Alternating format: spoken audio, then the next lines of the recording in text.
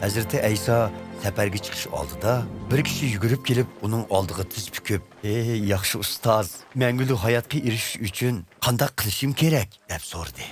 Hazreti İsa uningga, "Meni nemishqa yaxshi deysiz? Yegona Xudodan boshqa yaxshi yo'q.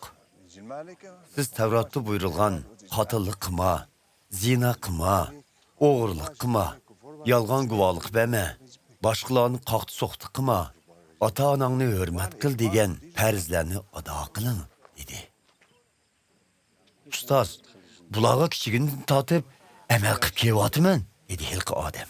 Hazrati İsa uningga mehribonlik bilan qarab, sizda qilishga tegishli yana bir ish kam.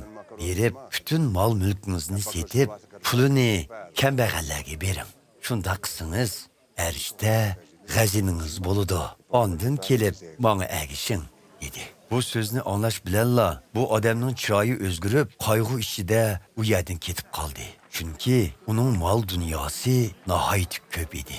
Hazreti İsa o'pchirsi ko'z yugurtib chiqqandan keyin shogirdlarga mol dunyosi ko'plarning Xudoning podshohligiga kirishi nima degan desa dedi.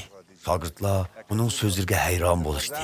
Lekin Hazreti İsa ularga yana, "Bolalarim, Xudoning podshohligiga kirish nima degan desa, boylarning Xudoning podshohligiga kirishi to'gining yengni to'shigidan o'tishidanmi tas ekan" dedi. Shogirdlar texmu hayron bo'lishib bir-biridan, "Undaqda kim qutqizishga erishalaydi?" deb so'rashdi.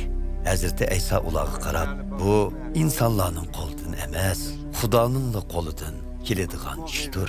Chunki Xudo hammaga qodirdir" dedi. "Mana biz hammani tashlab sizga agashdik. Sizcha biz qutqizilamdik" dedi Petrus kayindilla.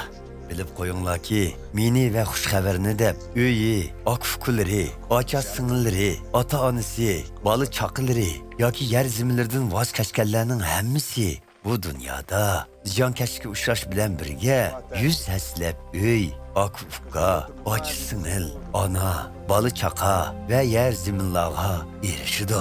Keladigan dunyodami mangulik hayotga erishidi. Lekin shu chaqda nurg'un oldingi qatordagilar oxirqilar bo'ladi. Nurg'un oxirqilar oldingi qatorga chiqadi" dedi